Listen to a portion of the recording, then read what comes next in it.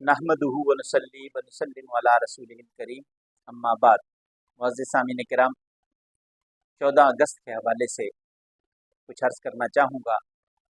आज हमें इस मुल्क को हासिल किए हुए 77 बरस बीत गए।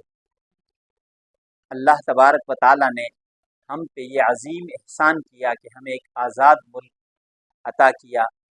हम आज़ाद मुल्क के आज़ाद वासी हैं, लेकिन हम नाक़दरे लोग हैं। हमने इस आज़ादी की कदर नहीं की। उसकी वजह यह है कि हमें वो बात मालूम ही नहीं, वो कुर्बानियाँ मालूम ही नहीं जो हमारे बड़ों ने इस मुल्क को हासिल करने के लिए दी। उन्होंने दो कौमी नज़रिए की बुनियाद पे इस मुल्क को हासिल किया था ताकि हम मुसलमान यहाँ पे आज़ादी से अपने दीन इस्लाम पे अमल कर सकें और एक आज़ाद मुल्क की आज़ाद फ़िज़ा में रहते हुए हम अल्लाह तबारक व तआला के हुजूर पेश हो सकें। लेकिन हमें वो आज़ादी का जो हकीकी माने में मतलब था वो समझ ना आ सका। हम हकीकी आज़ादी को नहीं समझ सके और हमने इसकी नाक़दरी करना शुरू कर दी। वो मुल्क जो ला इलाहा इल्लल्लाह की बुनियाद पे बना था, हमने उस मुल्क की कदर नहीं की। इस रूए ज़मीन पे सिर्फ़ 2 रियासतें ऐसी हैं जो कलमा इस्लाम की बुनियाद पे हासिल की गईं। पहली रियासत मदीना जो मेरे आका सल्लल्लाहु अलैहि वसल्लम ने बनाई थी, और दूसरी रियासत पाकिस्तान जो कि ला इलाहा इल्लल्लाह की बुनियाद पे बना।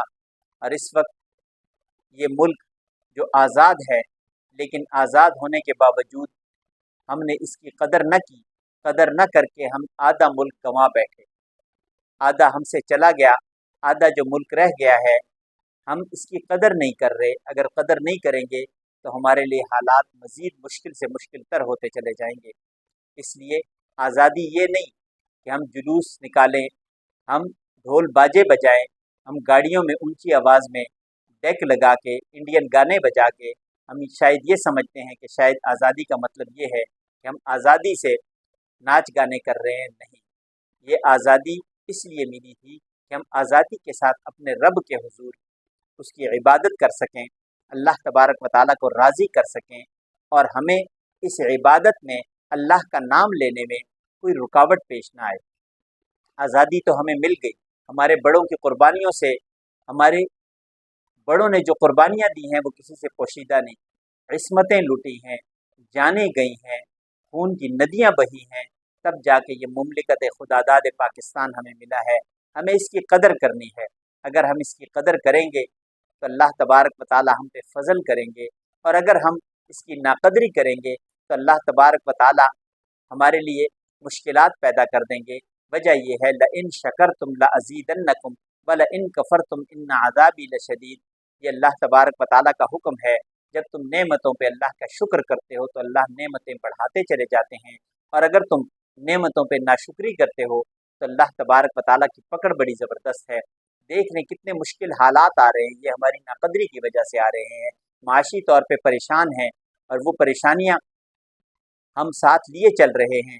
लेकिन असल बात क्या है? असल बात यह है कि हम नाकदरे लोग हैं। आज़ादी कैसे मनानी है? असल बात यह है, आज़ादी हमने अल्लाह तबारक व तआला का शुक्र करके, नमाज बाकायदगी से पढ़ के, शुक्राने के नवाफिल अदा करके हमने अल्लाह तबारक व तआला के हुजूर इस आज़ादी को मनाना है। अल्लाह तबारक व तआला का शुक्र करना है कि ए परवरदिगार, तूने हमें ऐसा आज़ाद खित्ता दिया जिसमें हम आज़ादी के साथ तेरी इबादत कर सकते हैं।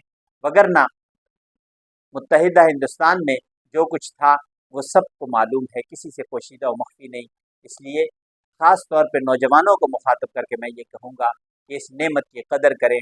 अल्लाह तबारक व तआला अपनी नेमतें हम पे मज़ीद बढ़ा देंगे। व आखिर दावाना अनिल हम्दुलिल्लाहि रब्बिल आलमीन।